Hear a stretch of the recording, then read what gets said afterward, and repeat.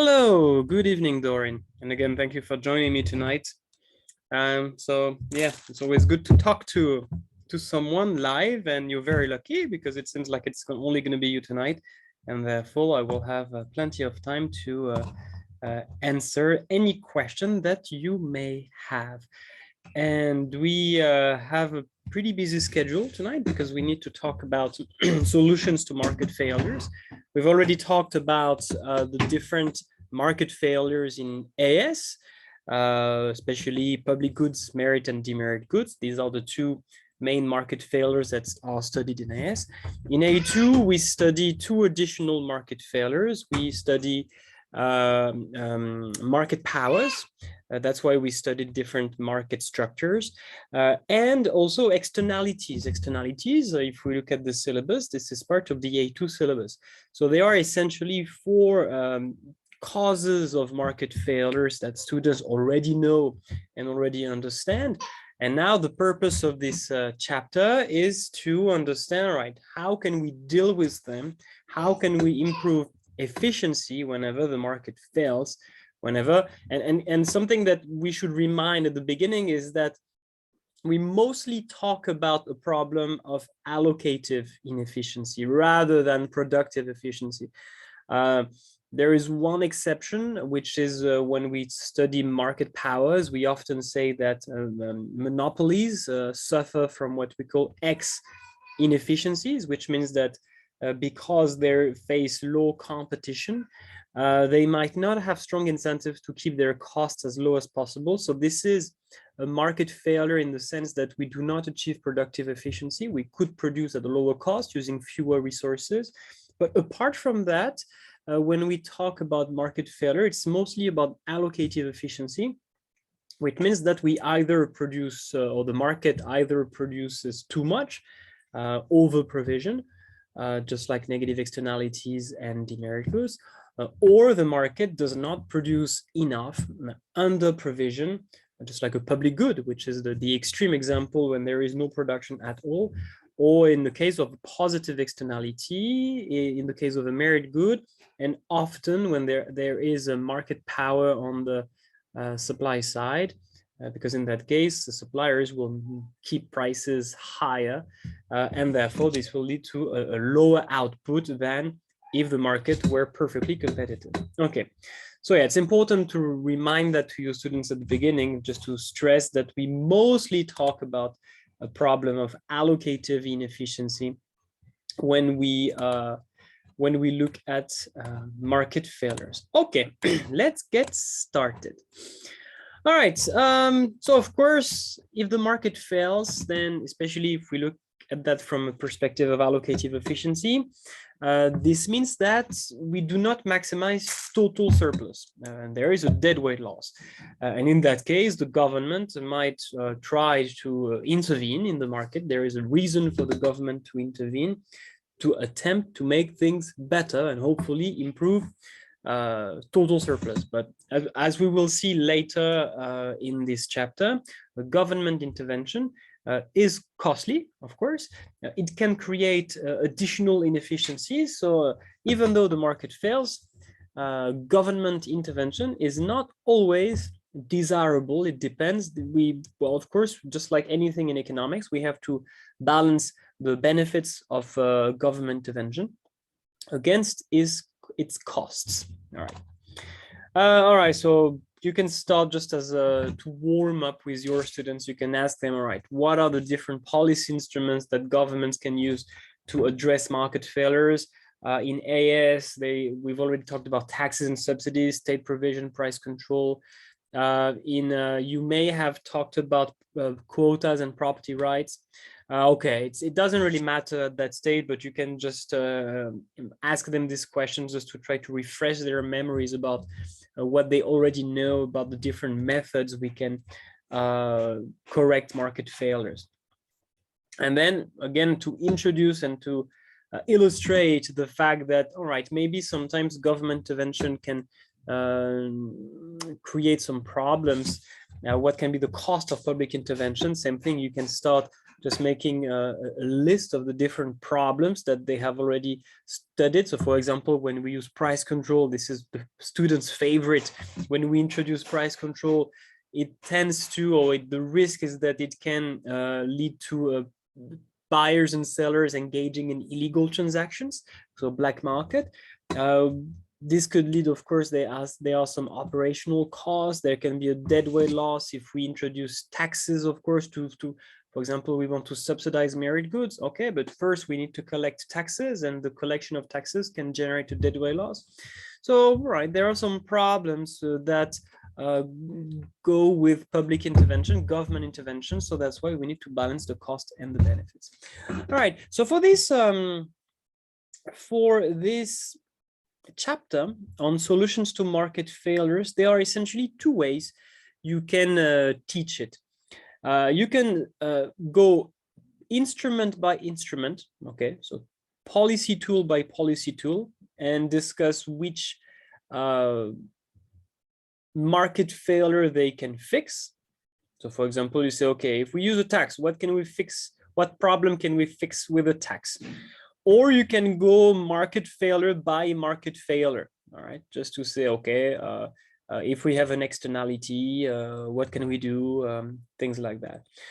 In this PPT, I go instrument by instrument, okay, rather than market failure by market failure, but it's up to you, all right? If you want to organize your lessons by market failures, first externalities, public goods, blah blah blah, it's absolutely possible. All right, the content is the same, it's just the organization. All right, what I do first, I focus on taxes and subsidies. What can we do? The first thing we can correct with taxes and subsidies are, of course, externality. Students know what an externality is already. They understand that when we have positive externalities, the problem is that the market does not allocate enough resources to the production of goods generating the positive externality, and it's the opposite. In the case of a negative externality, the market allocates too many resources.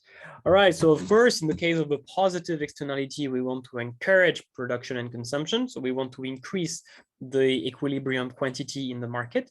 And in the case of a negative externality, the market produces too much. So we want to reduce the equilibrium quantity in the market.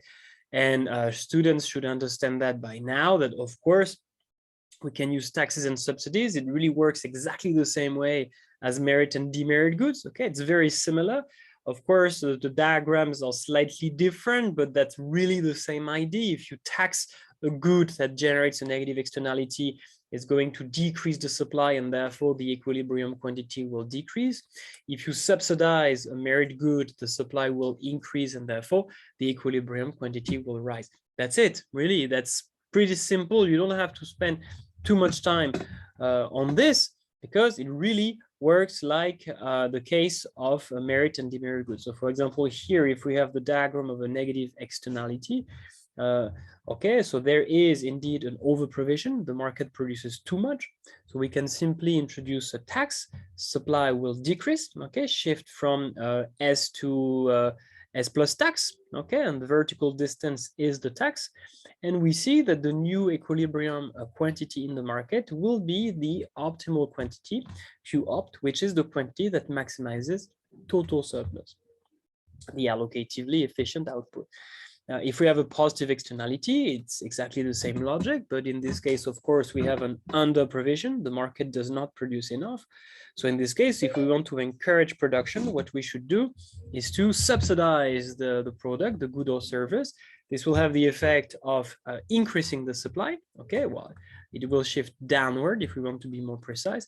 And you see that the equilibrium quantity will rise, okay, and become socially optimal, which means that we will maximize total surplus at that quantity of output. Okay, you can actually move pretty quickly on this, because again, it's pretty straightforward. All right. Okay. This case is a bit more complex, but you see that there is a one step further star, so you can skip it. This case represents a situation where the marginal external benefit is not constant. Just to emphasize, all right, what tax should we introduce in that case if the marginal external benefit rises, which tends to be more coherent in practice, but they will never be tested on this, so you can skip it. Okay. Okay, and of course, but that's just a reminder from AS, because students, they should already know how we can use taxes and subsidies to make things better when there is a merit good or demerit good. Okay, this is part of the third chapter of the AS syllabus. So information failure, I am actually talking about merit and demerit goods. Okay, but it's always good to remind them what this is about.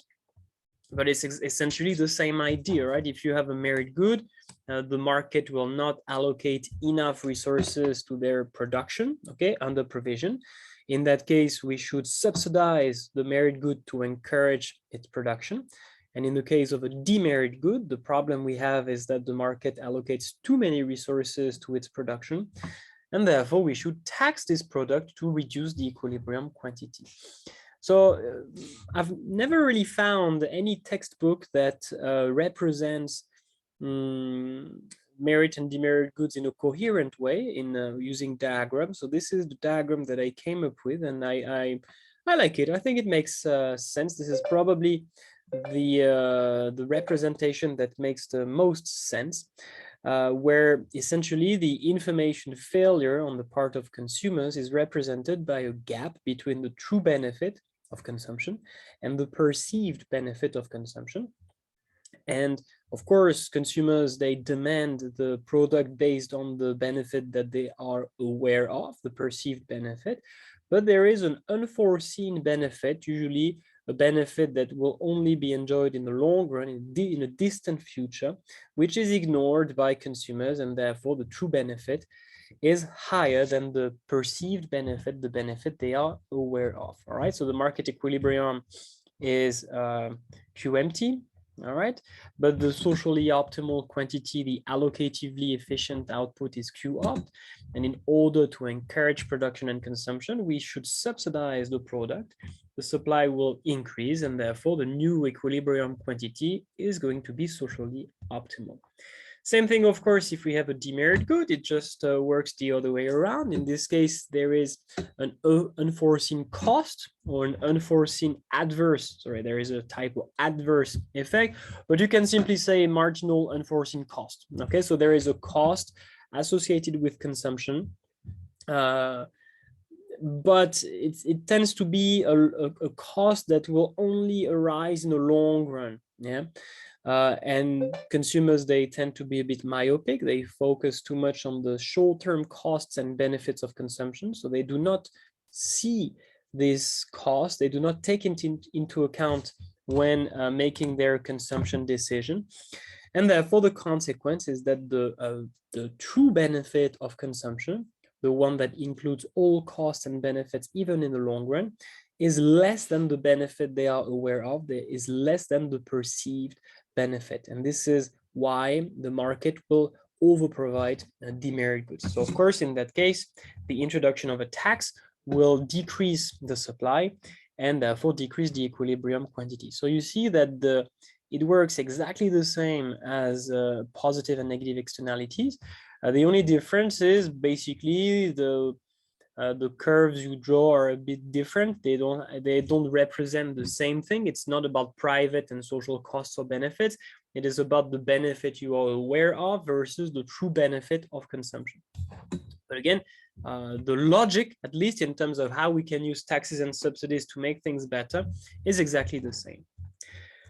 Okay, and same thing, this case is a bit more advanced. I'm trying to represent a situation where the unforeseen cost is not constant, but increases with the level of consumption, which again tends to be more coherent, but it's also a bit more complicated to analyze, and you can skip it, okay? Students will never be tested on this. All right.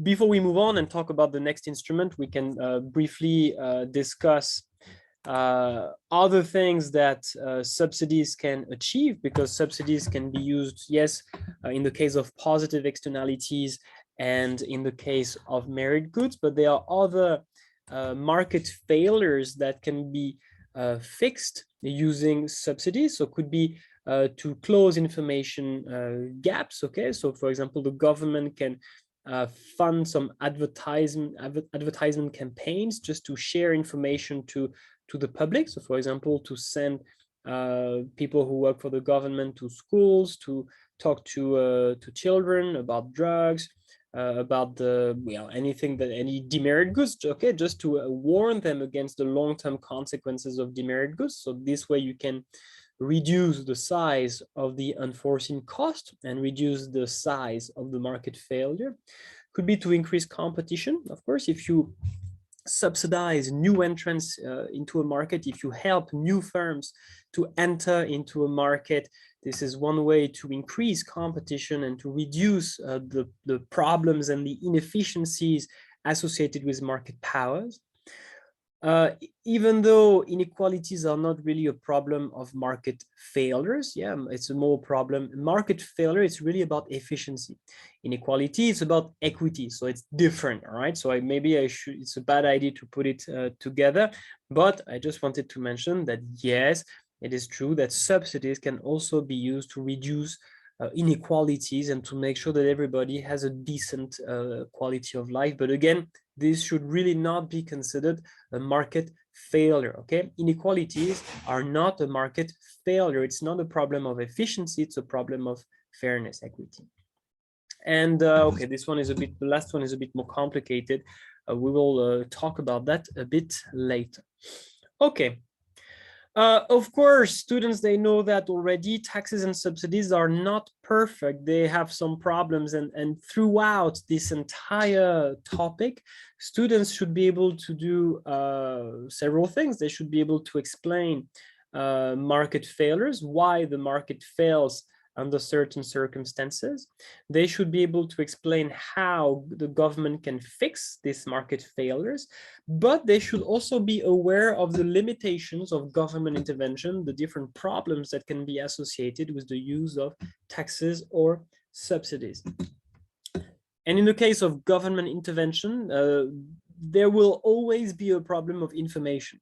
Okay, if you want the government to intervene in the most efficient way and to correct the market failure as well as possible, it is necessary that the government has a good information about what's going on in the market, that it has a good information about the size of the market failure, about the elasticity of demand, the elasticity of supply.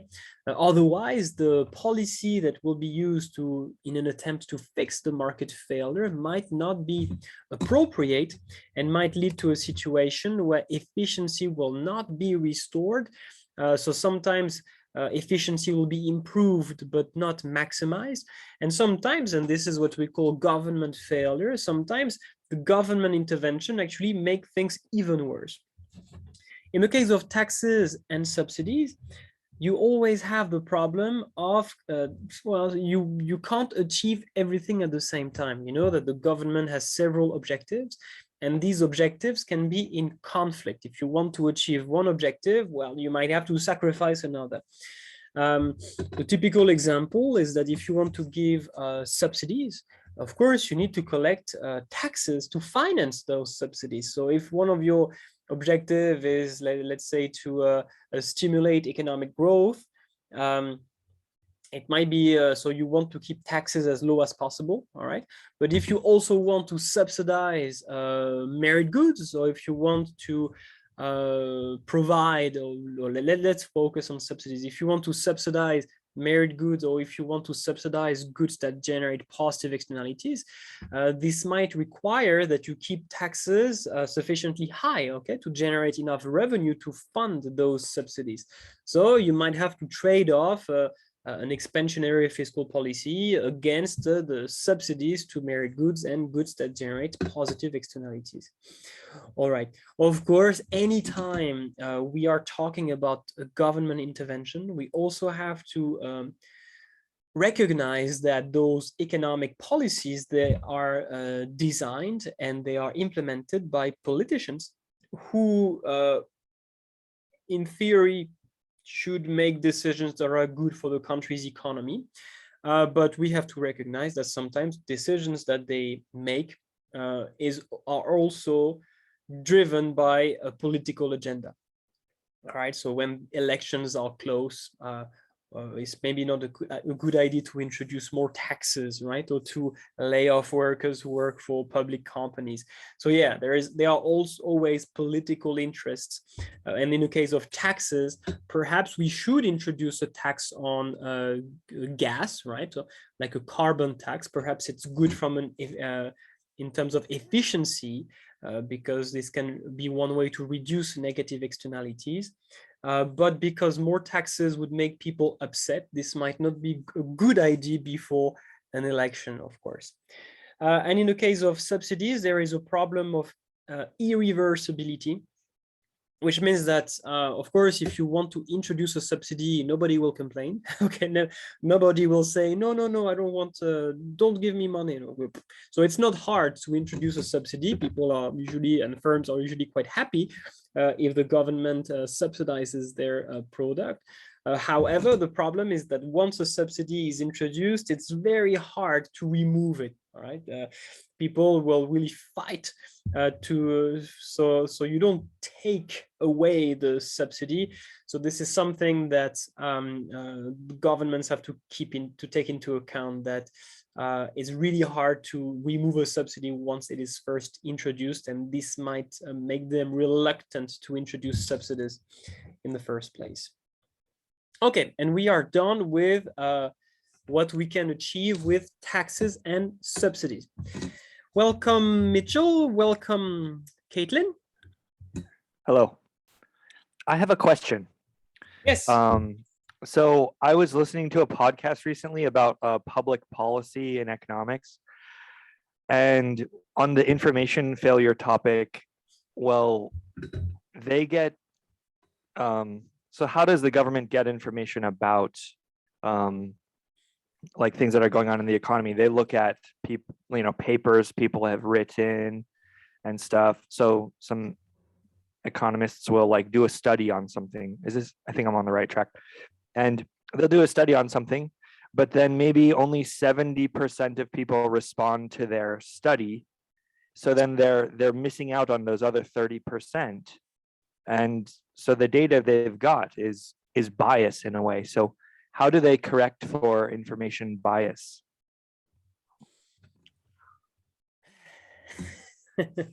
Tough question. First thing, I guess it really depends on what type of information you collect. Second, it depends on who answers and who doesn't. Because the fact that 70% of the population answers, in many cases, it's more than enough. When you study statistics, you learn that as long as you can find, if you can survey a sample of the population that is representative of the population, then you can even ask 2 or 3% of the population, and it's pretty much enough to have to make very precise estimates about what the situation is for the entire population. So it's no big deal. But something that you said, Mitchell, that makes sense is that there is often a bias because those who respond are usually not representative of the whole population. Those who don't respond, they probably have reasons, they probably have certain characteristics that lead them not to respond. So this introduces a bias, and you're right, because in that case, the data you have is likely to be collected from a sample that is not representative of the population. How do we correct it? Honestly, I don't know. And it really depends. If you take me a specific examples, then I can try to guess. But governments, they collect so many different types of data from the population, from households, from businesses, that how to correct this type of bias is likely to depend on the type of data that you collect, and it also depends on what you intend to do with the data. So it's difficult to give a response that would, be valid. What I can tell you is that all countries, they have government agencies who are responsible for that, like governmental agency responsible for the collection, the analysis, and the production of summaries about national statistics. But it is a science, and I have not studied that science in enough detail to be able to provide you with a very specific response on this. Here's like an example, like maybe they were talking about, okay, if the quality of someone's education was higher when they were in primary school, like grade 3 and grade 2, then do they earn more than people who didn't have good elementary teachers? And from the data they looked at, they found yes. But so, that's like collected on a national level. And then how did they get the wage data of those people? Like they had to probably reach out to them, and then they had to respond. So just like recognizing the bias and everything's in a way, everything's biased in a way. Yeah, of course. When you collect statistics and when you run experiments, there are methods that you can use to keep those biases as low as possible and to make sure that they do not undermine the quality of your data. For example, for experimental economics, they often do what we call randomized field experiments, where they will take different groups of the population, and they will basically they will take 2 representative samples of the population.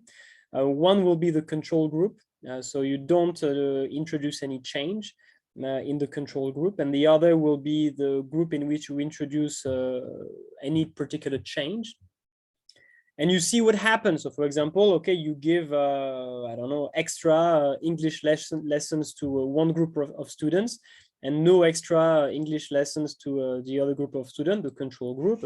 You do that for 2 years, and then you ask the 2 groups to take the same test, and you can measure the effectiveness of having extra lessons to one group.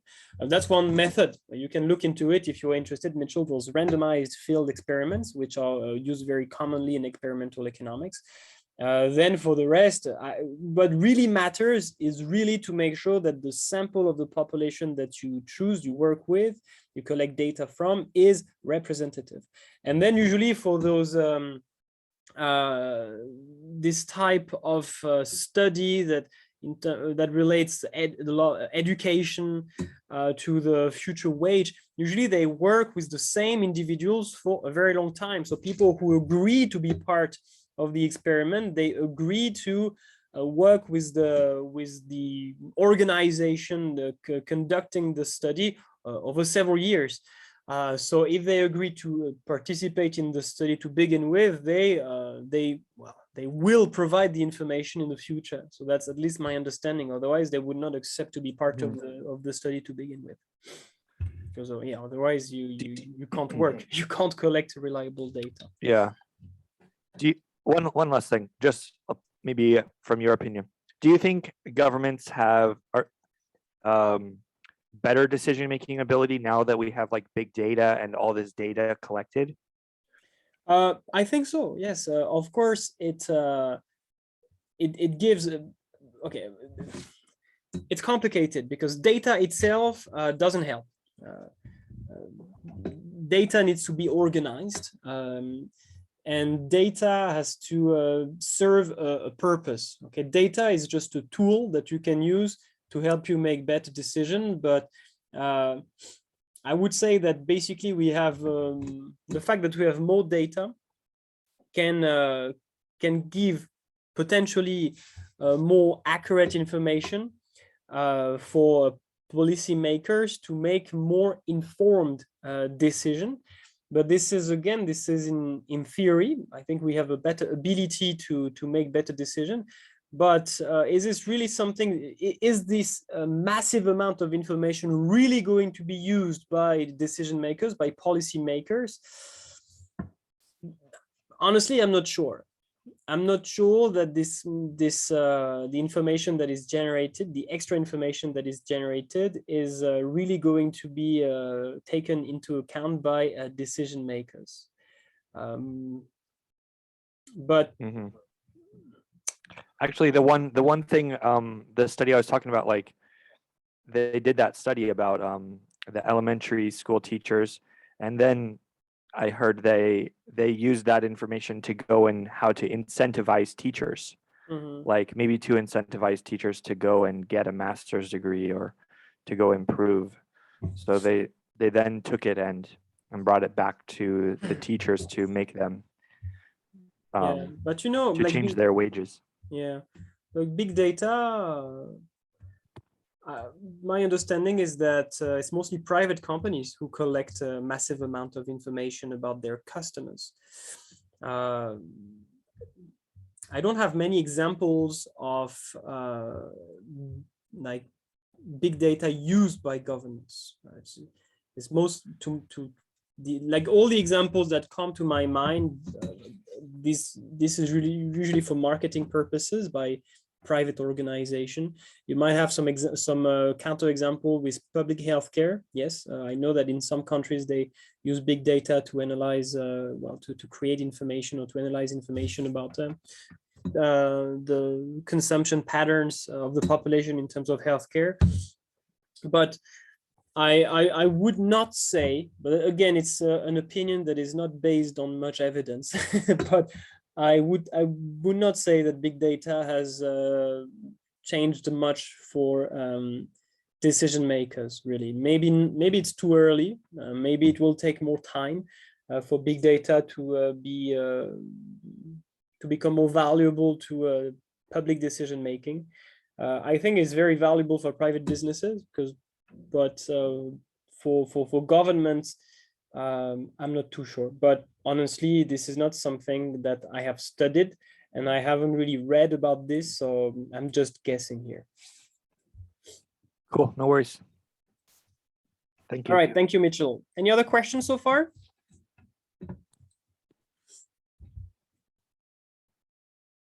Okay.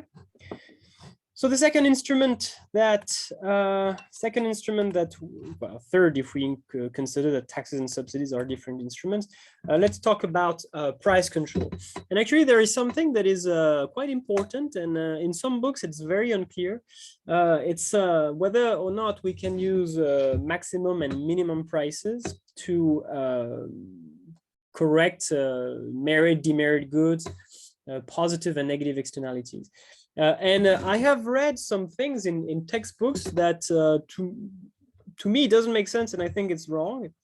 They say that if you want to correct a problem of merit goods or positive externality, then you should use a maximum price. And if you want to fix a problem of a demerit good or a negative externality, then you should use a price floor, of course, effective. Okay, so price floor above the equilibrium price and a price ceiling below the equilibrium price. But to me, it doesn't make sense. And I think it's wrong. And basically, and I'm going to explain why, what I teach my students, and to me it makes more sense, and I will be happy to hear what you have to say about that, is that price control can only be used to fix a problem of over provision, so negative externalities and demerit good.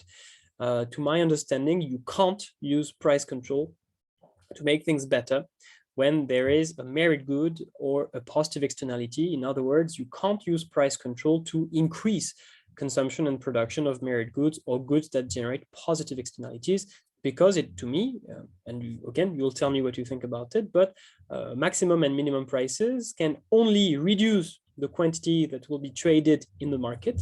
It can never increase the quantity that will be traded in the market. All right, this doesn't really matter. It's just a summary of the diagram. So for example, here, let's say that we have a negative externality. Okay, so this is the diagram of a negative externality. Well, you can use a price floor to make things better.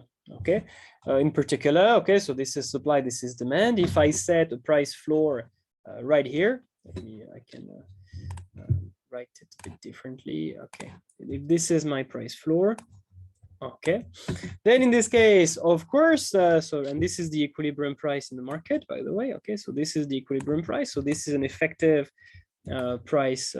This is an effective price floor, which is set above the equilibrium price. And of course, it has the effect of creating a surplus. Okay, so this is the quantity supplied at that price, and this is the quantity demanded at that price. And of course, in that case, the equilibrium, well, it's not really an equilibrium quantity because supply is not equal to demand, but let's say that the quantity that is going to be traded in the market will decrease from this quantity. This is the equilibrium quantity without the price floor to this one. Okay, why? Simply because at that price here, the quantity demanded is here, the quantity supplied is here. So of course, firms, they would like to sell this quantity, but consumers only want to buy this quantity. And of course, firms cannot sell more than what consumers want to buy. So how many units will be traded in the market when there is a price floor? Well, this one, okay? So clearly, the introduction of a price floor above the equilibrium price will reduce the quantity traded in the market, and therefore this will restore efficiency. And something that is quite interesting is that then you can ask yourself, okay, but then how many units will be produced by businesses, all right? Because are they going to produce this quantity, or are they going to produce this quantity? Okay, well, to me, they are going to produce this quantity. Because again, what the supply shows you, it doesn't show you how much they produce, it shows you how much they want to sell, all right? But in this model of perfect competition, we assume perfect information, all right? So when the price is below a bar, firms, they know very well that consumers will only buy this quantity, all right? They know very well that they will never be able to sell more than that. So they are not going to produce this quantity. No, they are only going to produce this quantity, all right? So this quantity is going to be produced and consumed, and therefore we will restore efficiency. Okay, let me finish my presentation on this, and then I will ask you what you think about that. Okay, and what is quite interesting is that actually you can also use a price ceiling for negative externality. Let me show you. You can, it doesn't matter what you use. You can use a price floor or price ceiling. In both cases, you will restore efficiency. So again, this is the equilibrium price. Okay, this is the equilibrium quantity, and we have, of course, a problem of over provision. All right, this is the over provision. Okay, it's a bit small. This is the over provision that is caused by the negative externality. All right, what if I introduce a price ceiling? Well, actually, I can achieve the same result. I would need to introduce a price ceiling over here. Okay, let's analyze what's going to happen. So of course it's effective, okay, because it is below the equilibrium price, it's a maximum price, and it's going to create a shortage. This is the quantity demanded, okay, so this is the quantity that people want to buy, this one, okay, they want to buy this quantity, and the quantity firms want to sell is this one. All right, so, and the gap is a shortage. So same thing, in that case, what will be the new quantity traded? So yeah, of course, consumers, they want to buy this quantity, but firms, they only want to produce this quantity. And consumers, they cannot buy more than what firms agree to produce. Okay, so how many units will be effectively traded in the market? Well, Q opt, okay?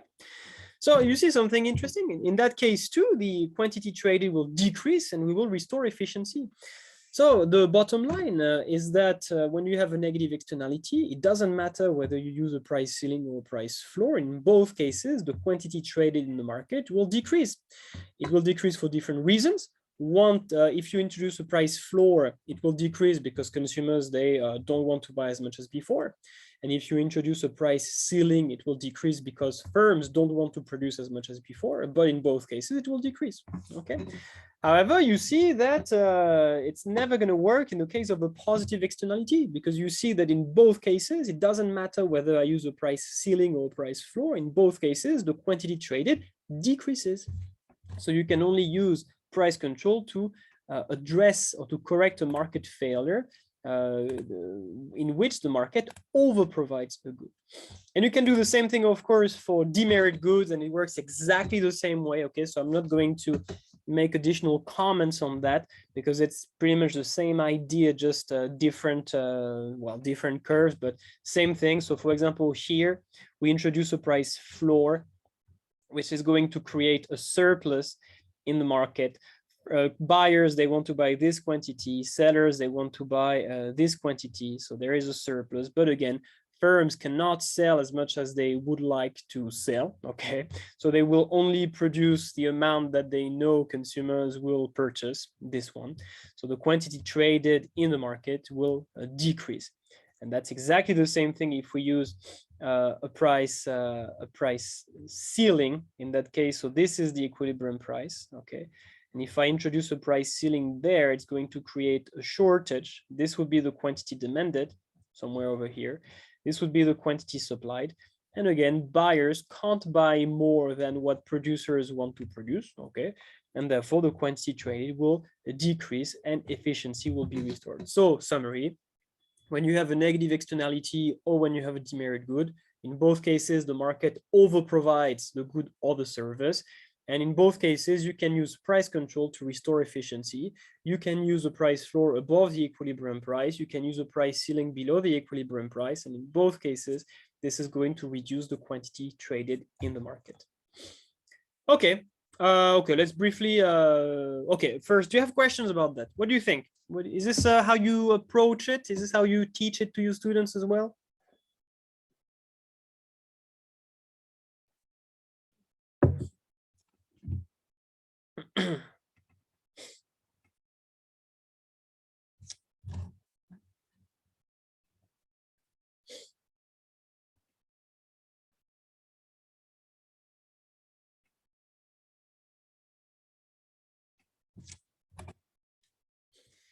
Well,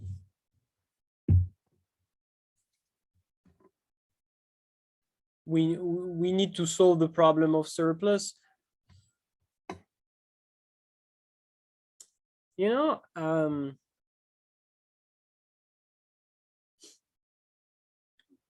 to me, it's not, it doesn't make sense to say to the problem of surplus, because again, I don't think in this model, if the price is too high, I don't think it makes sense to say that firms will produce more than what consumers want to buy. Okay, this is what would be optimal for them. It would be optimal for them to produce more. This is given by the supply curve. The supply curve just gives you the relationship between the price and the quantity you should produce to maximize your profit. Okay. But this is assuming you can sell all of your output. If you can't sell all of your output, and you know that because you have perfect information in this model, well, you will not produce this quantity. You will only produce what you anticipate consumers can buy, can purchase in the market. If you have imperfect information, okay, then this can exist. If producers are not aware that consumers are not ready to buy as much, then you will have a real surplus where firms will effectively produce more than what consumers can buy or are willing to buy, and then yeah, you might have to deal with it, but this would be assuming imperfect information.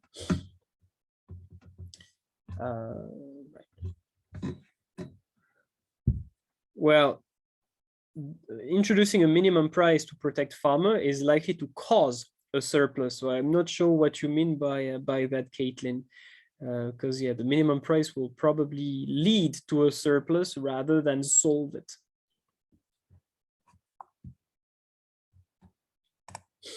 All right. So price control has some problems. I've talked about that already in AS. So I'm not going to repeat it. This is part of the AS syllabus. Okay, so allow me to skip it. This is part of AS. Students should know that. It's just a reminder. So I'm going to skip this.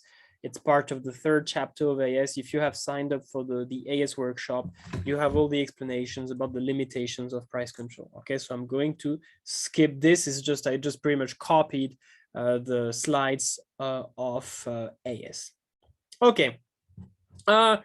Briefly, there are other things we can use for anytime the market over provides a product, which is essentially a demerit goods and negative externalities. But that's not very important. That's not very useful for the exam, but you can briefly mention it. We can use quotas. So a quota is usually a maximum quantity that you can buy or sell, or you can produce. And when we talk about quotas for demerit goods and negative externalities, this is what we have in mind. A quota could theoretically be a minimum amount, okay? But in practice, at least for A-level economics, when we talk about quotas, we are talking about maximum quantities.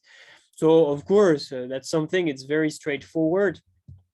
If we have a problem of over provision, so this is the diagram of a demerit good, we can simply set a maximum quantity here, okay? And let's say, okay, this is the maximum quantity that can be traded in this market, just as a way of restoring efficiency right away.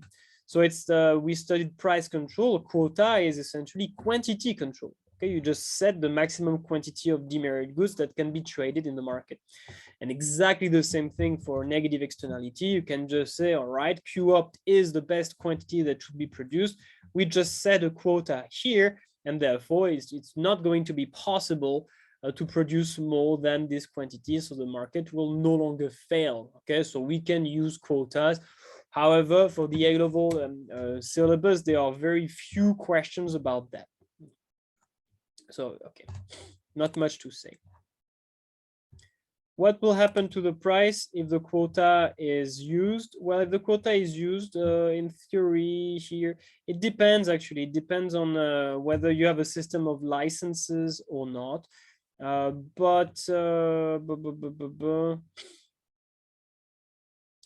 It will rise because, let me show you, because if you have a quota, the supply curve essentially becomes like this. Basically, it means that you can't, let me try to use the same color. It basically means the firms cannot sell more than that. So the supply essentially becomes perfectly inelastic at this quantity. Okay. And therefore, you see that the price will rise. It will become here. So yes, a quota is likely to lead to an increase in price. Because yes, it doesn't matter how high the price is, firms will always produce the same quantity, and therefore the new equilibrium price between supply and demand will be here.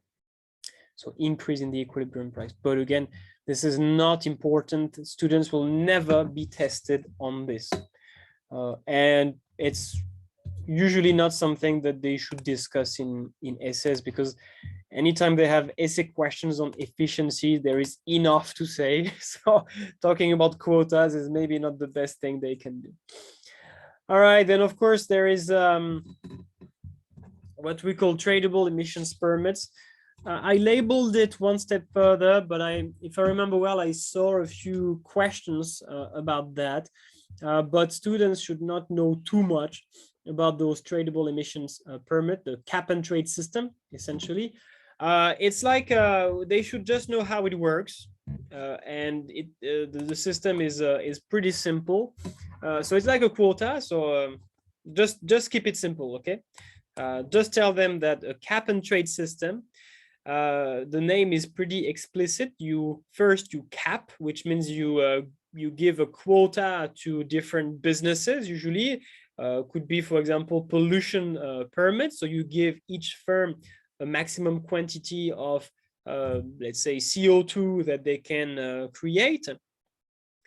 And then firms can either use their entire quota, okay, exactly the entire quota, okay, then it's done. or they can buy more pollution permits from other firms if they want to pollute more, because of course there are some firms who will pollute less than their quotas. There will be other firms who want to produce more than their quota, so they can trade. Okay, so if you have a very polluting firm, or a firm for which it's very difficult to reduce pollution, and another firm who is willing or able to pollute less than its quota, then they can trade. Okay, the firm for which it is easy to reduce pollution will pollute less than its quota and will sell the remaining pollution permits to the firm who wants to pollute more than the quota it was given by the government. Okay, so we cap, we give quotas to firms, and then we allow them to trade pollution permits. It's a good system in the sense that there are some businesses that for which it's very hard to reduce pollution. So in that case, it might be more efficient from an economic perspective to allow them to pollute more. So they should be able to buy extra pollution permits. And on the other hand, there are firms for which it's quite easy to abate pollution, to reduce pollution. And for them, it is efficient to reduce pollution and to sell the remaining permits to those polluting firms. So the main benefit of that cap and trade system is that it encourages firms to reduce pollution, because of course, if they manage to pollute less than their quota, then they can sell the remaining permits to other businesses and they can receive money. This is a source of income.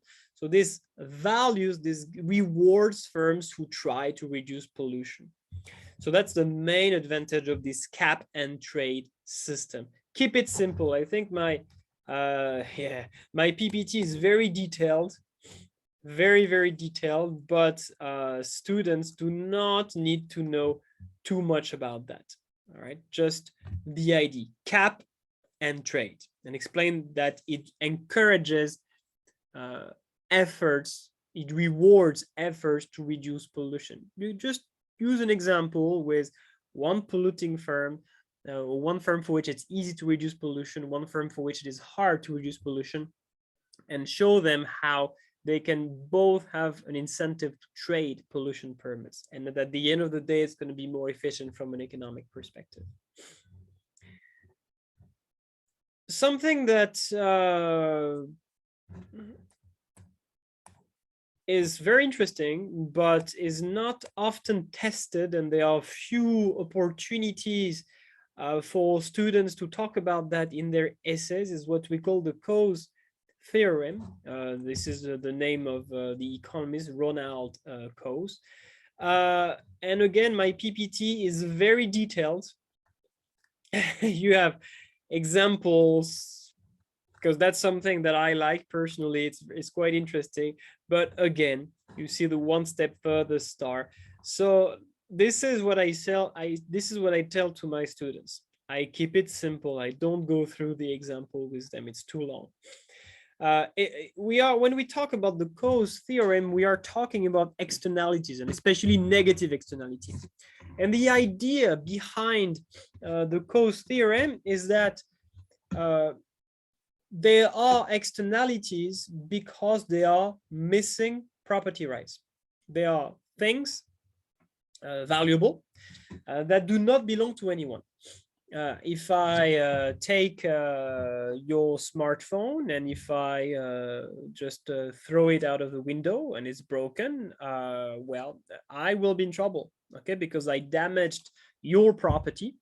I damaged something that belongs to you. And therefore, you might just file a complaint against me, and I will have to pay you back, to buy you a new phone, and to pay some legal fees, or, okay, I will be in trouble.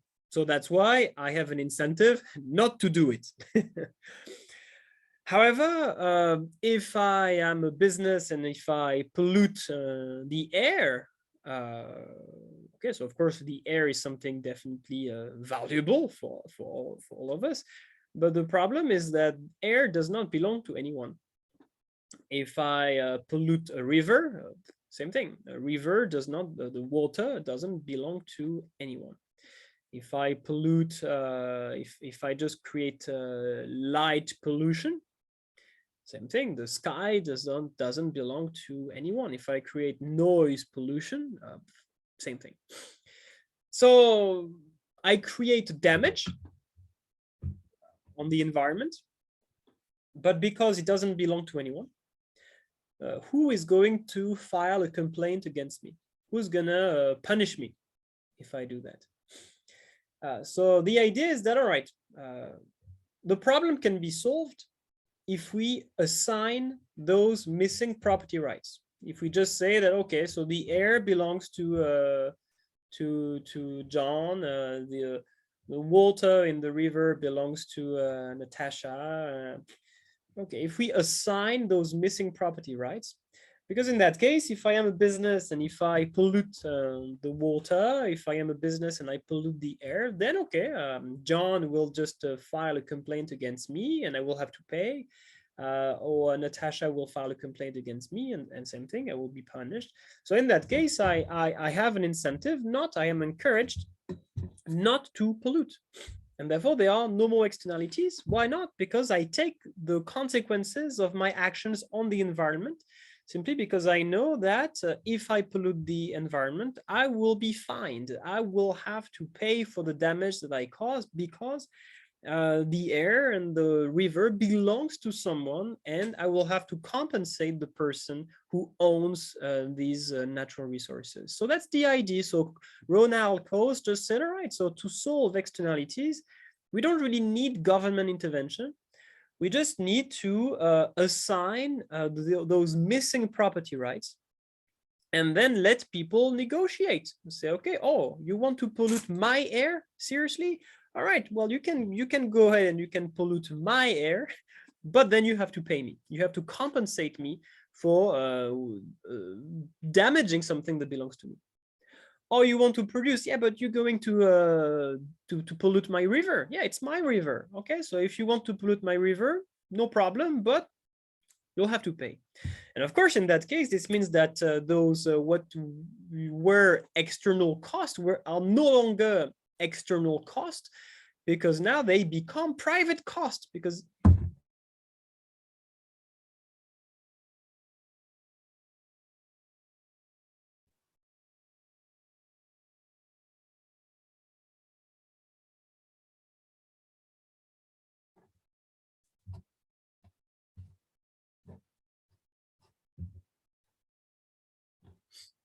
sorry guys, small issue with my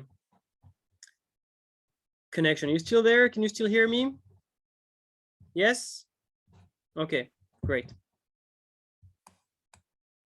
Okay, so I was saying that what was an external cost is no longer an external cost, because those who pollute, they have to pay for it. So this becomes a private cost.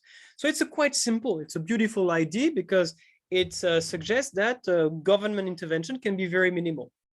Just assign the property rights that are missing, and you will fix your problem.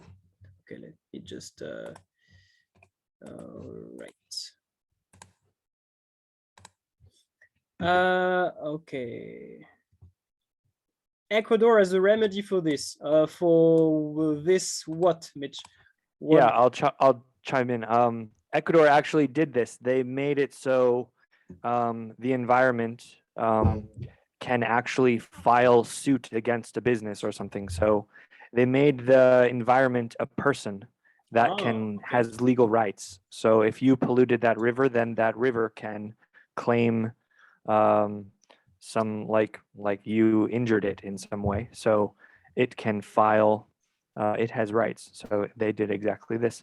I'm not sure exactly how that works. Like maybe they need, okay, like 100, like a number of people to sign and agree, but whatever. But they did this. Yeah. So we can look at that. I will, and it's great that you tell me, because this is not something that I knew, and it's a perfect example of how we can actually use this this idea in practice. Okay, so again, don't tell too much to your students. Don't use my entire PPT. And honestly, the truth is that I don't even use my PPTs anymore in class for AS and for A2.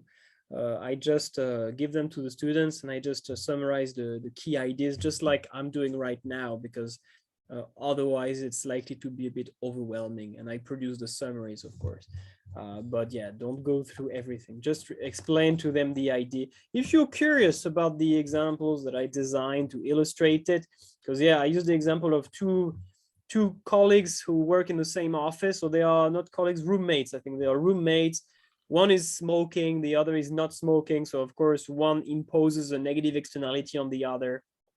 And I show you how we can solve the problem simply by allocating the missing property rights, saying that, okay, the air in the apartment belongs to this person or this person.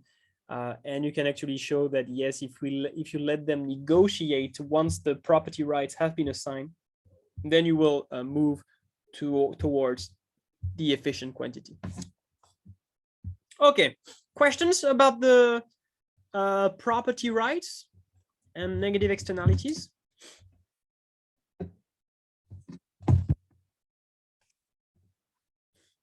How to assign the property, to assign. Okay, assign like this, to assign. Sorry, I didn't send the message to the right person. Sorry. Assign.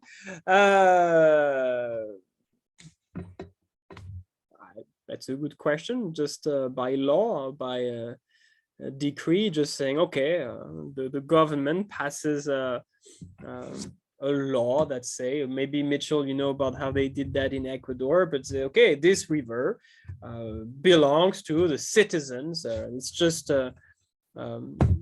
government rule, not really a regulation, but simply a decision by the government to determine who owns that. It's just an arbitrary decision. Yeah, because can I just jump in? Yes, Like yes, yes. if let's say like a firm polluted a river, but then if that didn't affect you personally, then you wouldn't really be injured in some case, but the river was injured. So I guess people will, maybe they'll have information on it. It got polluted by so much, and then the environmentalists will go after whoever did that. But you know, That's something very interesting about this idea is that it doesn't matter who you give the property rights to. It really doesn't matter. In particular, for example, if we take a simple example of a firm who pollutes a river, and it's a problem because the citizens, they drink the water from the river. Okay, so of course you would think that, oh, okay, so then we should give the property rights to the citizens who are damaged by pollution. Okay, and yeah, it's going to work. But what is interesting is that you could also assign the property rights to the firm who pollutes, and it will also work. But in that case, instead of having a situation where the firm has to pay the citizens to pollute, in that case, if you assign the property rights to the firm, then the citizens would have to pay the firm not to pollute. So, all right, of course, it doesn't seem very fair. And yes, there are some consequences in terms of distribution at the end of the day, who's going to pay who. So this will have an impact. But in terms of efficiency, in terms of the quantity of pollution, you can prove that this is going to be the same. Because in that case, the firm has an incentive to reduce pollution because they are paid. The firm is paid if it reduces pollution. So it's interesting that it doesn't matter who owns the air, who owns the river. It doesn't matter if this is the person who pollutes or the person who is polluted, at least in terms of efficiency. And this is what I explain here. If we go back. All right, this is my example, blah, blah, blah, blah, blah.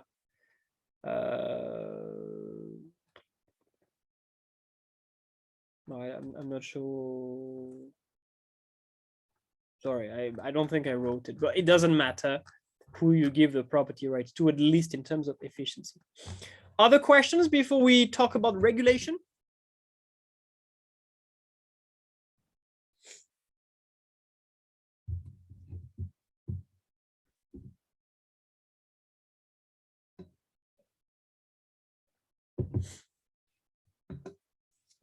No? Okay. So regulations is quite quick. It's quite easy to understand. So the regulation is just a rule, basically something that tells people or firm what they must do or what they must not do. That's it. And there are many things you can achieve with the regulation. And actually you can correct pretty much any market failure using regulations. All right, now let's just give some examples. What if there is an information failure? How can we use regulations to close information gaps? So in the case of a merit good, you could have, we say that education is a merit good. People are not fully aware of the long-term benefits of education. Okay, how can we use a regulation to encourage that? Well, you just make education compulsory up to a certain age. That's it. And this is the case in China, right? You have like, this is the 9-year compulsory education policy. Well, that's a regulation that can encourage the consumption of a merit good. Demerit good, alcohol. Okay, you can just require people to be 18 or 21 to purchase alcohol. This is a regulation that is meant to reduce the consumption of demerit goods. Okay, well, you can have a regulation to force sellers to disclose accurate and honest information to buyers. Okay, so I don't know, I don't think it's the case in China, but in many countries, when you buy cigarettes, on the package you have something like smoking kills. Of course, this is not something that sellers print on their free will. Okay, they are forced to do it. They are forced to disclose information to buyers. Now, if you buy, I don't know if you guys have noticed, but on most websites, if you travel by plane, when you book your plane ticket, you will have the amount of CO2 that you create through this travel. So for example, Mitch and Doreen, when I came to Hangzhou a few weeks ago, when I bought my ticket, and the website told me that my trip has created 240 something kilograms of CO2, just me. So again, this is something you provide information to people to basically to allow people to make more or better informed decision, to reduce the size of the unforeseen costs, to reduce the size of unforeseen benefits. Okay, so you can use regulation in the case of merit or demerit goods, for example. You can use regulations to control externalities, to reduce external cost and encourage external benefits. So, of course, you can impose penalties on polluting firms, for example.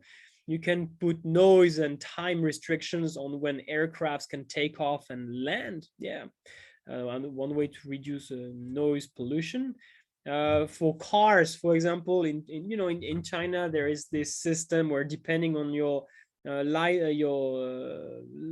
plate number, how do you call it, license plate number? Yeah, depending on whether it's ends, is it starts or ends? Like for example, if it starts by 1 or 8, you can't drive on Mondays, right? If it starts by 2 or 9, you can't drive on Tuesday, or something like that. It's a regulation that is meant to reduce traffic jams, which is a typical example of a negative externality, or that can also reduce pollution, air pollution. Okay, you can set some legal limits on the amount of carbon particles that are emitted from a car's exhaust pipe. Of course, companies who produce cars, they can't do whatever they want. There are some limits, and each country will set its own limit. And if you produce a car and if you want to sell it in certain countries, you must meet the standard. If you do not meet the standard, you will not be allowed to sell the car if it is too polluting, for example. All right, you can prohibit smoking in public buildings. Okay, so you reduce passive smoking, which is a negative externality. All right, there are many examples of, and at that stage, you are encouraged to ask your students to give more examples. Okay, you can give one or two just to give them examples of how you can use regulations to correct various market failures, but then it's also important that they try to find their own examples of regulations that can be used to fix specific market failures. So here we have information failure, we have externality. So mitigating abuses of a dominant position, maybe it's a bit complicated. I'm just talking about market powers, okay? For example, monopoly. When you have one business, usually that has a strong market power, that's going to use this market power to charge high prices. So of course you can have restrictions on the formation of cartels. Just to make that illegal, you can prohibit and fight collusion, make sure that firms don't agree on high prices. Okay, so of course the government can restrict mergers and acquisitions if it is believed that it is going to harm consumers. Of course, external growth can have benefits, but it also increases, especially horizontal integration. It also increases the market power of firms inside the market, and this can lead to higher prices for consumers. So there can be some regulations that limit the total market share of a business within an industry. It could be the prohibition prohibiting the creation of a monopoly. There are some antitrust policies, which are basically policies that are meant to avoid situations where one market is controlled by one big firm. So there are some countries in which this type of market power is basically illegal, and if one firm becomes too powerful, governments will take actions to break down this trust, to increase competition and reduce the abuse of a dominant position. This could be setting a minimum level of output, okay, to force businesses. So it's like a quota, but in that case, it's a minimum level of output, just to make sure that firms do not use their market power to restrict output too much. For example, average cost pricing, when we will see that later. When we implement average cost pricing, what we basically do is we force businesses to produce a level of output, or to produce the level of output at which they make zero economic profit. Or could be restrictions on, so it's a form of price control, to restrict the rate at which a firm can increase prices from one year to the other. Okay, so we can basically, for example, if inflation is 2%, we could say, all right, so you are not allowed to increase your price by more than 2 or 3% next year. Okay, something like that. So again, these are regulations that that can be used to reduce the extent to which a firm can take advantage of its dominant position in the market. All right, and we'll also talk about average cost and marginal cost pricing in a moment. Okay, problems with regulations. So the limitations. So the first one is what we call regulatory capture, but I suggest you don't talk about it because for two reasons. Reason number one, it seems to confuse students. Most students, they don't explain it properly, and maybe that's my fault. Maybe I did not explain it clearly, but it seems to be very confusing for them. Maybe it's too complex. And also, sometimes I realize that examiners, they might simply not know what this is. So in that case, this might be a bit puzzling for examiners. So I suggest you don't talk about it. You can remove it from the PPT if you want. To me, it's very relevant. It's very interesting and it's very practical, but maybe it's a bit too advanced for the A-level syllabus. So it's probably better if you don't talk about it. The second one, though, is very important, the one-size-fits-all problem.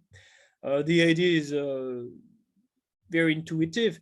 If you want your regulations to be as efficient as possible, they should take into account individual characteristics of businesses, of individuals. But in practice, we can't do that, right? We can't set one different regulation for each firm or one different regulation for each individual. Okay, we can't say, Simon, you can buy alcohol when you are 17. Jessica, when you are 25. We can't do that. We can't say one firm, you can, let me try to find a good example. One airline, you can you can have your flights until 10 p.m. You until 11 p.m. We can't really do that, first because it's too complicated to analyze different situations and to design regulations, optimal regulations for each firm or for each individual. And also, this might not be considered acceptable. People might just believe, hey, it's not fair. So in practice, what happens is that the governments usually implement the same rule for everyone, for all households, for all businesses. And it's the advantage is that it's simple. People usually don't complain. But the problem is that it's very inefficient because individuals and firms are different. And therefore, if you really want to correct market failures efficiently, you should take those individual characteristics into account. But you can't. And therefore, you just set the same rule for everyone. And we call that the one-size-fits-all problem. Can we say people's rights are a limitation of regulation? Please give me an example, Mitch.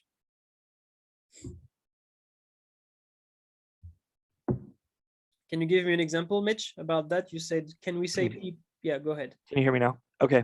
Like, maybe I'm not thinking about it right, but let's say, for example, like in America, not enough people are contributing to their retirement savings accounts.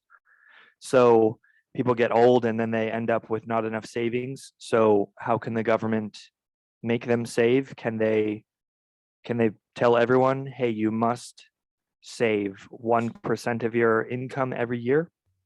But then it's someone's right that they do what they want with their income, you know? So am I thinking about that right? Like, so you're talking about paternalism. Yes. Kind of, yeah. When the government forces you to do something that you don't want to do because the government feels like it knows better. So say, right. Yes, you should save more. Yes, you're right. What you're saying, essentially, you're saying that people might simply refuse or be upset about the implementation of the regulation, and they might feel like this is the regulation is just infringing their freedom. So absolutely, even if we can be convinced that, yeah, okay, people don't save enough, they are myopic, they don't sufficiently value the distant future, and therefore we have to force them because encouraging them doesn't work, so we have to force them. It's true, but then it's not really a problem of an economic problem. It's a problem of people's right. Yes, a problem of the Constitution. There are some laws that can go against the Constitution because they can be regarded as too restrictive in terms of freedom. So yeah, there is a legal framework that is set by the Constitution, for example, and not all regulations fit this legal framework. So rather than saying that people's rights are a limit of regulation, I will say that the legal framework is a limit to regulation. They are, you know, we live in countries that are organized by constitutions, by laws, and even the government cannot force people to do anything they want. Okay, unless we have a new constitution. For example, in So France, there was a law. The French government wanted to pass a new law about CCTV that would embed facial recognition, and this law was considered to be unconstitutional, or that goes against the constitution, and this law was not passed because of that. So yes, the government is limited by the constitution. It cannot pass any law it wants. It cannot implement any regulation it wants. So for example, if let's say that the government is concerned that our population is declining, let's force people to have 4 children each. Right. Okay, it's in most countries you can't do that because it just goes against the legal framework. The legal framework prevents governments to implement this type of policy. Okay, who knows? Maybe in China this is going to happen. Now we have now people can have 3 children, but they can still choose. We'll see in 20 years. I guess a better way is like listening to that is like political acceptance is a limitation of regulation. Yeah, political acceptance, but also there is a legal framework. Governments, they cannot pass any law they want unless they change the constitution, and the new constitution says something like we can do whatever we want. Okay, maybe. Yeah, cool. All right. Of course, there is a big problem of enforcement. Introducing a regulation is not enough. If you want it to be effective, you must make sure that it is enforced, that people comply with the regulation.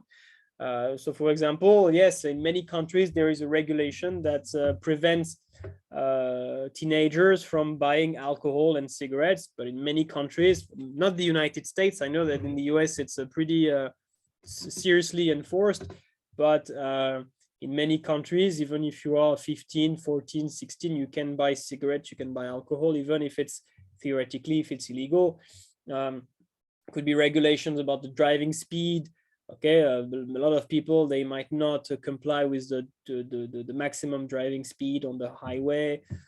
Could be businesses. Okay, we tell them you cannot pollute more than that, but might be difficult to check, right? So they might just not respect, so they might not comply with the regulation. And it's costly. It's costly to make sure that everybody actually respects the regulation. So if the regulation is to be effective, the government needs to spend enough money just to put together some agencies whose job is going to enforce the regulations that have been passed. And the last one is about the severity of the regulation. How tough should it be? Should we introduce very, very tough regulations, or should we introduce rather loose regulations? So of course, it depends on the size of the market failure. If you have a massive market failure, if you want to drastically increase or decrease the quantity produced of a good or service, then it's likely that you will need a very strict regulation to give strong incentives. If the market failure is pretty small, it might be optimal to have rather loose, lenient regulation. But again, this requires information. This requires information about the market conditions, about the characteristics of firms, characteristics of households. So for you to be able to determine the right level of stringency, you need a lot of information. So for example, about alcohol, should we say that the limit is 18, 19, 21, 30, 10? You know, it's difficult to tell because you really need to understand what the effect is going to be on the demand for alcohol. Same thing for the driving speed. Should we say it's 90 kilometers an hour, 100? It's not easy to determine how tough a regulation should be. A lot of information is required. Okay, quickly, prohibition. Prohibition, it's a form of regulation. It's an extreme form of regulation where you just make something illegal. All right, so there are examples through history of products that were considered harmful and that were simply made illegal. So yes, there is a famous example in the US, the prohibition from 1920 to 1933, where alcohol, a demerit good, was made illegal. There is the famous example, or the infamous example, of DDT. Okay, usually I ask my students who study chemistry to read this for me. Let me give it a try. Dichlorodiphenyl trichloroethane. Mitch, you want to give it a try? Dichlorodiphenyl trichloroethane. Okay, better. Thank you. DDT. DDT is basically something that had that damaged the ozone layer. It was a pesticide, right? It was something used in pesticides. Yeah. Can I jump in for a minute? Yes. Bald eagles. If it ends with bald eagles dying, yeah, it's sad. Because it's a pesticide, and then it went in the water, and then the bald eagles ate the fish from the water, and then it made their egg. It made the bald eagles' eggshell weaker. So then, when they sat on the egg to keep it warm, then it broke the egg and killed the infant eagle. So then the population of eagles drastically declined, and then they realized it was a problem. Okay. Yeah, and then they figured it out, and then they banned it. Oh wow! All right. I only knew that this this damaged the ozone layer, so they made it illegal. So now it's illegal in all countries. So this is typically a problem of external cost. So this is a negative, something that generates a negative externality that is just banned. Asbestos, same thing. So asbestos has been made illegal in many countries. Asbestos is something that is used for, it's a material that is used for insulation in construction. And the problem is that, I don't know the details, but basically when you manipulate it, you inhale some particles, and especially construction workers that have been exposed to asbestos for like several years, many of them developed cancers. So now in many countries, asbestos has been banned and removed from existing buildings, especially because as buildings they get older, this material tends to decompose. So you have like small particles. And if you live in a building whose insulation uses asbestos, then you are likely to develop some serious respiratory diseases. Drugs, of course. Okay, so asbestos is typically could be an external cost or could be an information failure, because at the time we didn't know the consequences. Drugs, so illegal drugs, not coffee, for example, or not alcohol, because it's a beer, but illegal drugs. Okay, so could be considered a demerit good, can also create negative externalities. And ivory, because again, ivory is something that encourages people to hunt elephants and rhinos as well. Yeah. And of course, these species are close, are endangered. So to protect them, ivory has been banned in many countries. So in this case, this is to make sure that negative externalities are not generated. So yeah, you can give examples of things that are prohibited and try to ask your students, okay, can we connect those bans to market failures? And you see, in most cases, yeah, we can really connect that to some market failures. All right, let me, okay. Okay, so prohibition, you can still mention it. Questions at that stage? Any questions? Any remark? Any feedback? I think maybe you were talking about chlorofluorocarbons and hydrofluorocarbons depleting the ozone layer. I just checked Okay. it out. I thought DDT was also damaging the ozone layer because it's an, I'm not sure about the word in English. It's an aerosol. Do you use this word? Aerosol? Oh, yeah, Okay. yeah. So I thought that this is something that also damaged the ozone layer, but I may Yeah, be wrong. that definitely does. But I think from what I know, DDT is this insecticide, this Okay. thing. But But definitely yeah, harmful. we have a lot to talk about in the regulation department as it refers to China recently, like in the education sector and stuff. Yes. Okay. Absolutely. This new law that was passed to reduce the workload for students. You could discuss it and say, all right, but then it's a bit difficult to analyze it in terms of market failure.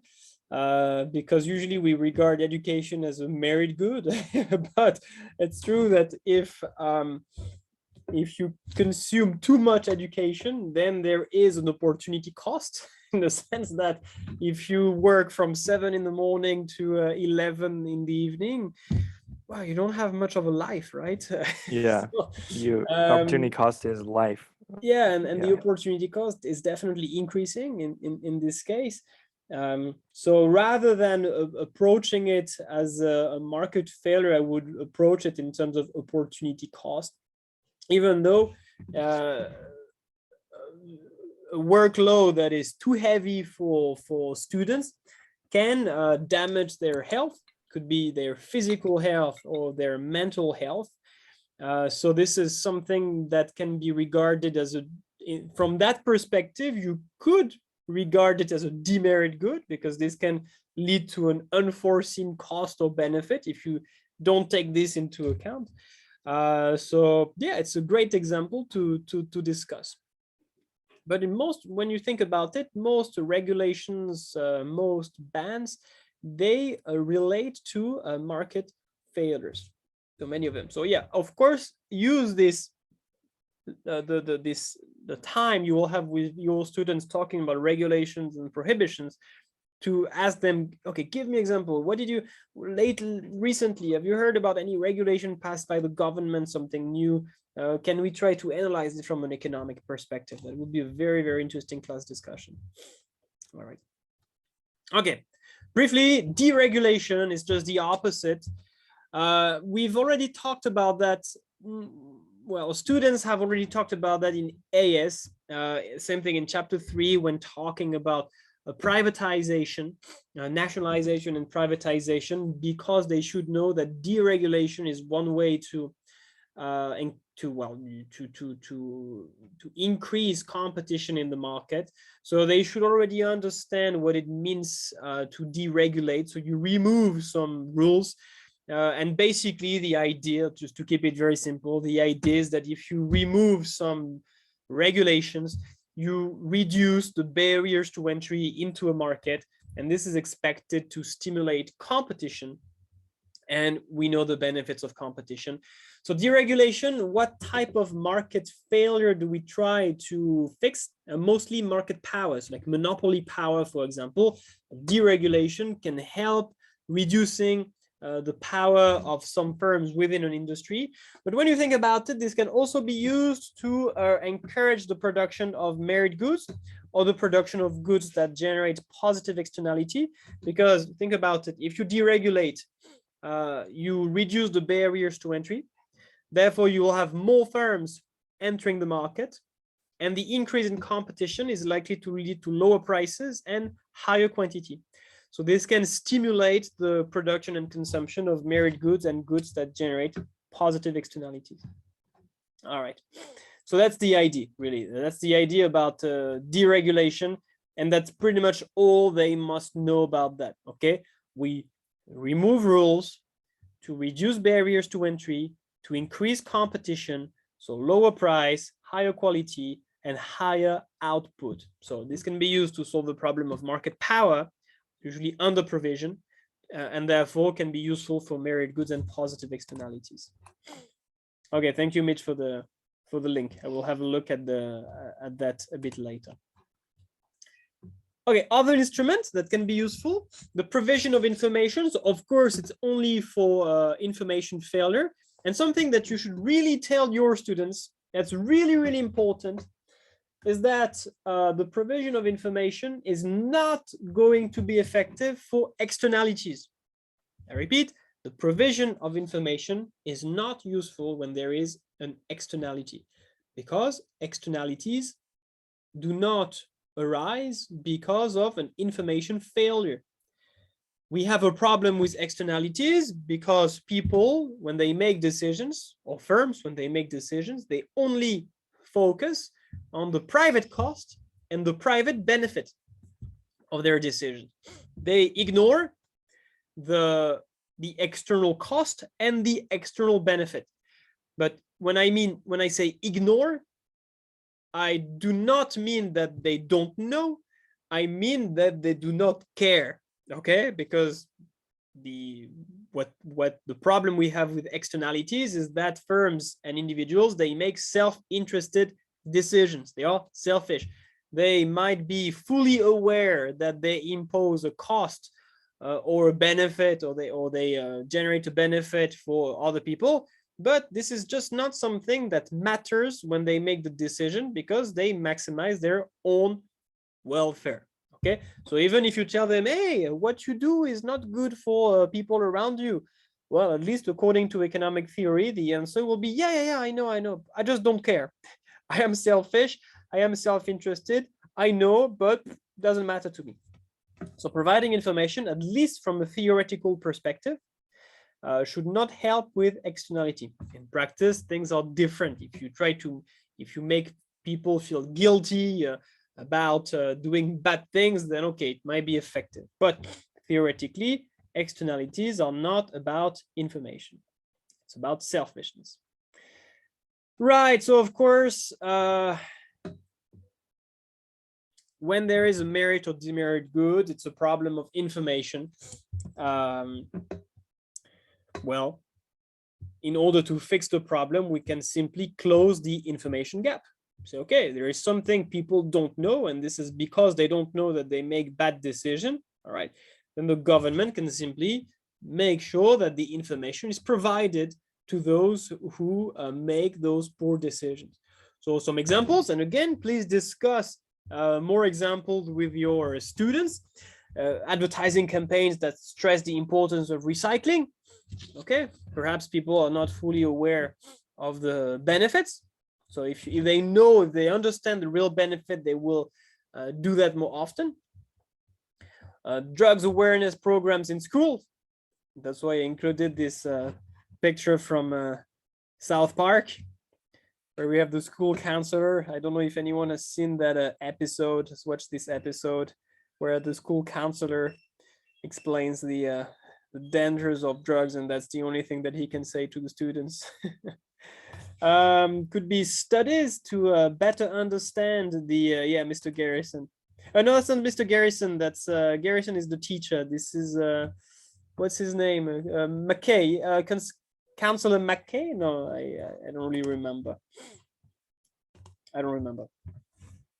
Could be some scientific studies to better understand the health and environmental impact of genetically modified organisms.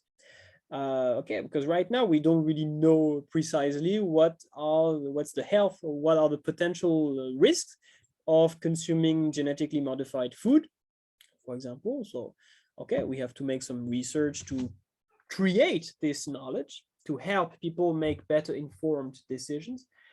Could be the production and publication of statistics that emphasize the positive, so correlation means relationship, okay, the positive relationship between the level of education and average wage. So this is what you mentioned earlier, Mitch, we produce the data, we produce statistics, and then once we have the information, and once we have established this positive relationship between level of education and wage, okay, then we tell people, hey, look, that's why you should go to school longer. Look at these statistics. Okay, so essentially, sometimes people make bad decisions because they don't have a good information. So let's just provide information to them.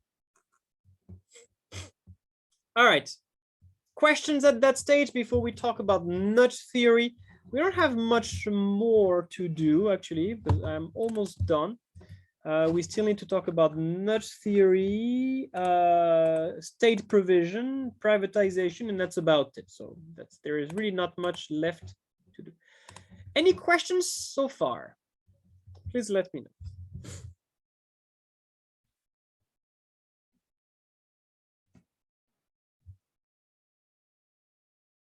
All right, so nudge theory is very important for A2 students because I feel like the people who design the exams, they really love nudge theory. I don't know if you guys have the same feeling, but like every year, almost every year, there are MCQs that mention nudge theory. There are many essay questions in which you can talk about nudge theory. So I feel like this is really something that you should explain clearly and illustrate clearly with your students. So first, they might not know what a nudge is, okay, especially if you have a non-native English speakers.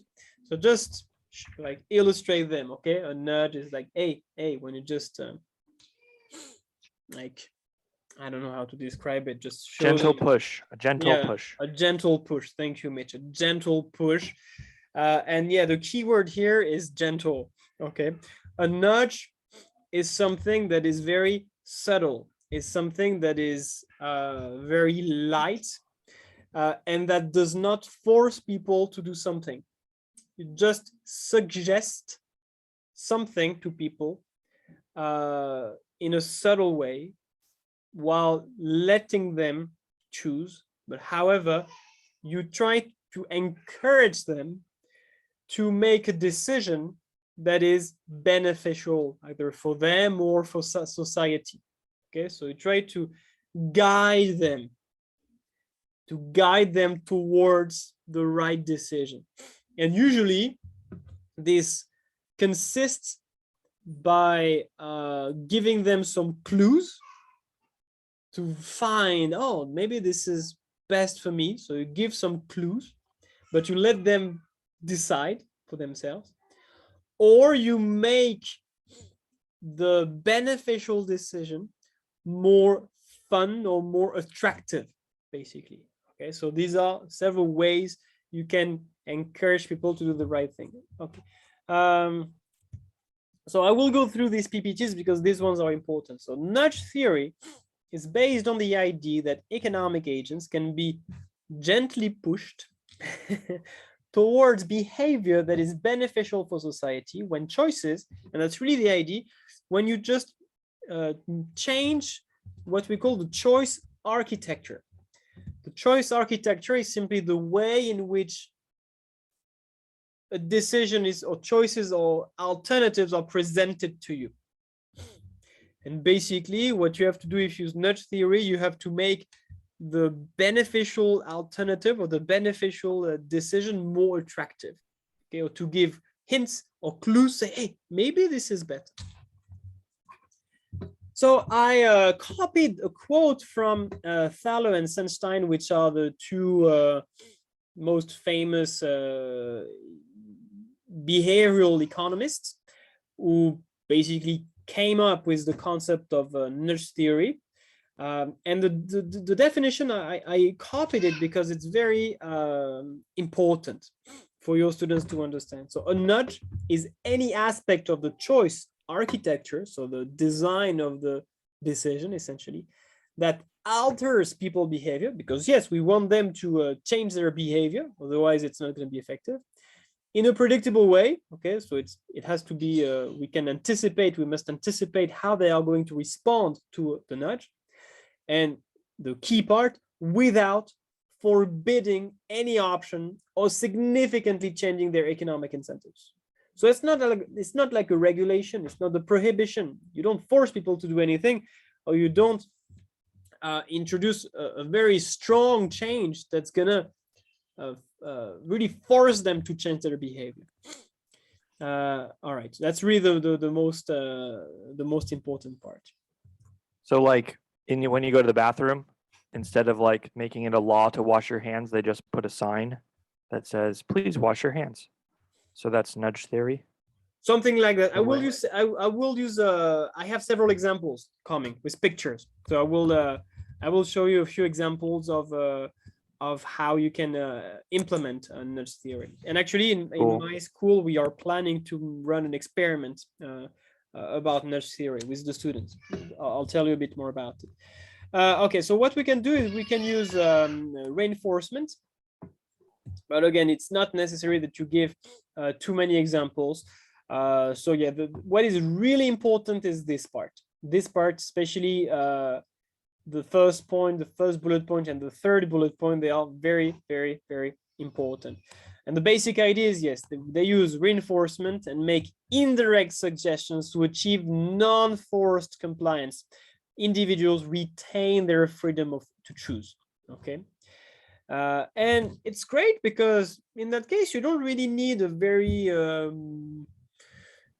heavy government intervention. It's pretty light, right? Just try to push them gently, to nudge them towards the right decision. It's very subtle, and that makes it very cheap, and it can be quite effective. And especially those who believe in the effectiveness of nudge theory, they even argue that it's more effective than regulations or legislation, simply because people don't like to be forced to do something. And if you tell people do this, they will do their best not to do this, just like children. Yeah. So they believe that, okay, the best way to make them make good decision is just to let them choose, but just to guide them towards the right decision. Some examples. So this one is the most famous. So I don't know if you see clearly. Maybe I can, let me just zoom in. All right, I should be able to zoom in. Okay, so what do we have here? I don't know if you guys see. Do you guys see? Yeah. Do you see the PPT? Men's toilets. Yep. Yes, men's toilets. Okay, so what do we have here? Over there. A fly. Yes. Is this a real? Is this a real fly? No. So what's the purpose of this fly? It's there, so you should get it. You get the fly. Yes, men are silly, right? Yeah. It's to encourage people, men, to aim properly, to just to keep the bathroom clean, essentially. So you see, it's something very subtle, just to guide people towards a behavior that is beneficial for society. Basically, don't pee everywhere.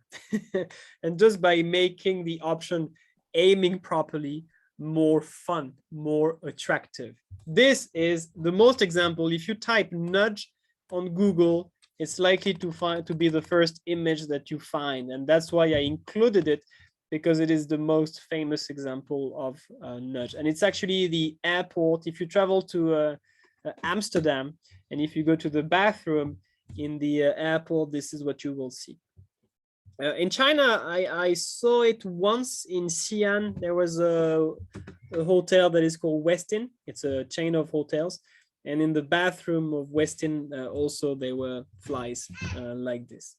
That's the most famous example of nudge theory. Other example is this. What do you think about this one? What is the, what do we want people to do? We try to guide people and to encourage them to do what?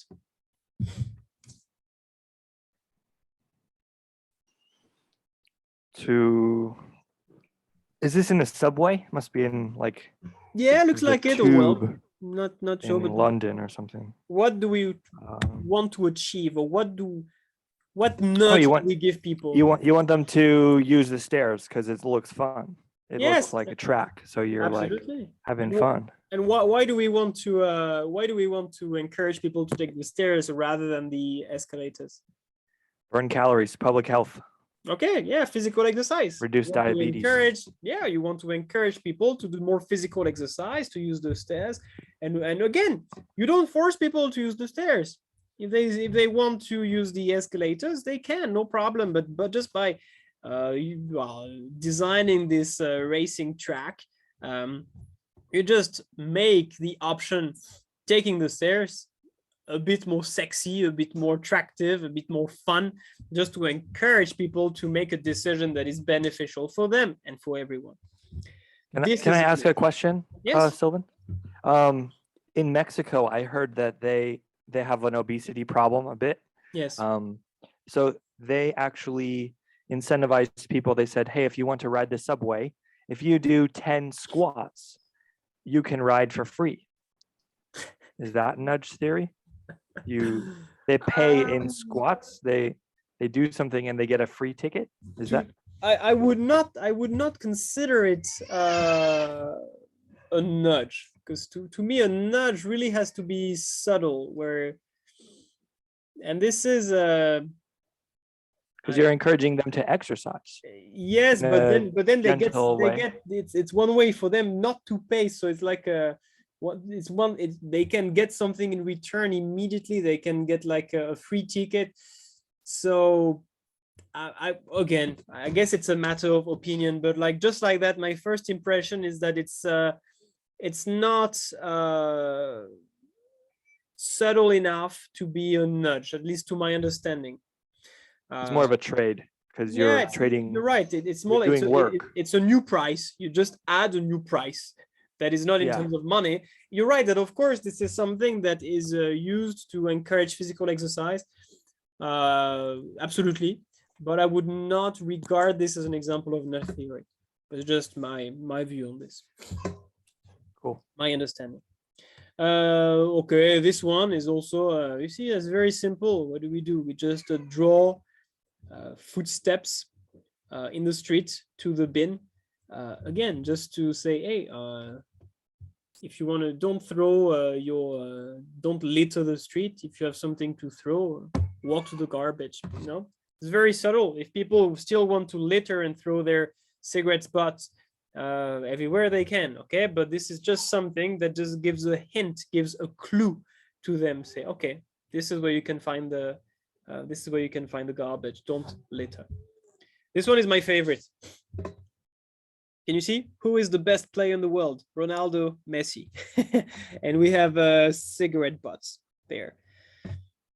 To me, this is really a good example of a nudge, because you just offer them to play a game, okay, where they can vote essentially for their favorite football player. And this is one way to reduce public littering, where they don't throw their cigarette butts everywhere. So you see, same thing, you make the beneficial decision more attractive. Again, you don't force anyone. If they still want to throw their cigarette butts in the street, they can, but there is something that they have, like putting the cigarette butts in the garbage becomes more attractive, more fun. So it's a good example. Okay. All right, you can ask your students if they have other examples of nudges, of course. Okay, let's finish quickly. I think there are only two things. So state provision, again, I'm not going to talk about this because state provision is part of the AS syllabus. So this is just a reminder from AS. Basically, state provision, you can use it for public goods. Yes. You can use it for merit goods. Because merit goods, private firms won't produce enough, so you can simply make sure the government produces more. Okay, so you can have like public schools and private schools, public hospitals and private hospitals. Okay, just to supplement private sector production, and you can use it to produce more goods that generate positive externalities. Okay, so you can have like a government producing maybe vaccines, or because again, if we only have private firms producing goods that generate positive externalities, we will not have enough. So one way to encourage production and consumption is for the government to supply additional goods that generate positive externalities. So the supply increases, the price decreases, and people will consume more. Okay, so that's it. State provision, that's what you can do. Public goods, merit and merit goods and goods that generate positive externalities. Essentially, anytime there is an under provision, anytime the market does not produce enough, then state provision can help with this. Okay, but this is just a reminder from AS, so I'm not going to talk too much about that. And actually, same thing for privatization, because privatization is, again, something that has been studied in AS. So again, feel free to watch the video recording of the workshop on other policy instruments. I talk about state provision in more detail with more examples. I also talk about the limitations of state provision. And I also talk about privatization, what it is, what is the purpose, and what are the problems of privatization. As a conclusion, this is something that I like to do with the students, is to do this. I created those wheels where in the middle you have a type of market failure. And you have, is this 12? Yes, 12 policy instruments. And basically students have to tell which ones can be used. Okay, so for example, merit goods, we can use the provision of information. Yes, definitely. We can use regulations. Yes, we can use state provision. Yeah, we can produce build public schools, hospitals. We could use subsidies. Okay, we can't really use taxes unless if you tax a substitute, maybe. We can't really use property rights, not really. So you see, I'm not gonna do that for every for each of them, but basically you discuss. It's a good way to summarize and make sure that they have clearly understood for each market failure which ones can be used, can be effective, and which ones can't. Okay, so for some of them it's debatable. Okay, for some of them you can say, all right, it depends, but some of them are obvious. Okay, so for example, yes, for merit goods, clearly provision of information, subsidies, regulation. Okay, these are three instruments that clearly can be used to make things better. Demerit goods, clearly provision of information, tax, and yeah, again, price control. We explained why. Positive externalities, clearly we can use, again, subsidies, we could use property rights. Okay, I explained that. Regulations, yes. State provision, yes. Okay, so of course you can discuss each policy instrument. Public goods, there are not many things you can do apart from state provision, honestly. I think that's pretty much the only thing you can use. Yes, right, that's really the only thing you can use for public goods, state provision. And market power, so when monopoly power, for example, you can use not privatization, sorry, deregulation. Yep. You can use, what can you use? You can nationalize it and provide the good. You can regulate, you can use regulation. And if you have a public monopoly, so this can be regarded as a market power, you can privatize, right? So just discuss, you just have to discuss for each of the 4 different types of market failure, which ones can be effective. And you can also use this, this summary to talk about the problems of each instrument. Okay, yes, market power, we can use regulation. However, there is the one-size-fits-all problem. However, we need to enforce the regulation. Positive externalities, we can use subsidies. Yes, but we need to have a good information about the size of the external benefit.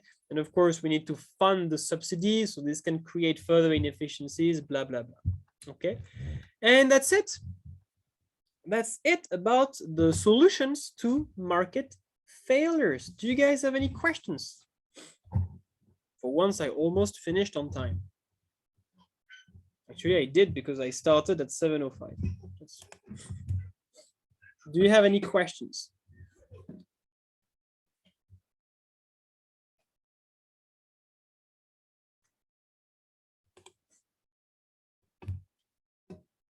So next week, we'll talk about several things. I'm thinking because I'm not sure exactly what I included, but probably buffer stock schemes,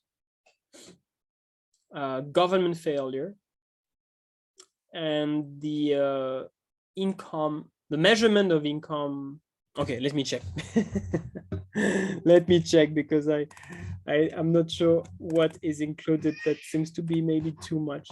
Okay. Let's check.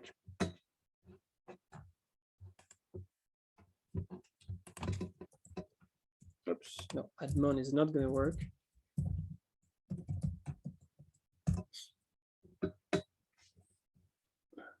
All right, so what do we have? Almost done, right? Okay, solution to market failure. So this was week 10. The measurement of income inequality. Yeah, income redistribution. So this is when we will talk about the Lorentz curves, Gini coefficient, and then income redistribution will basically talk about benefits and yeah, taxation, progressive taxation, and negative income taxes, and government failure. So of course the problems trying to make things better in the market. And actually, I just want to give you guys a heads up. The labor market is going to be divided into 2 workshops because it's too big. It's just too big, and I will not have enough time to do everything in just 2 hours or even 3 hours. I need more than that. So it's a long topic. So there will be a week 13. I will add a last workshop just to make sure I have enough time to explain everything in detail for the labor market. Okay, so I will add that soon. Is this chapter 6 in Bamford? I don't know. Let's check. Let me have a look.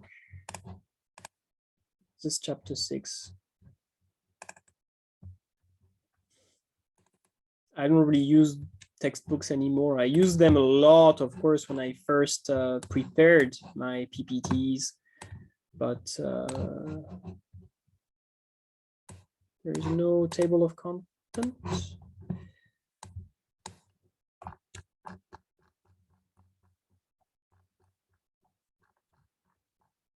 Where is it? It is chapter, no, this is chapter 8 that we're doing. Chapter 8. Government microeconomic intervention A level. So we are doing chapter 8 right now. The last chapter of microeconomics. All right, if there are no more questions, I wish everyone a nice evening and see you next week for us to talk about income inequality. How do we measure them? How do we reduce them? And the problems associated with government intervention. Good, have a good night, everyone, and see you next week. Bye-bye. Good night, Sylvan.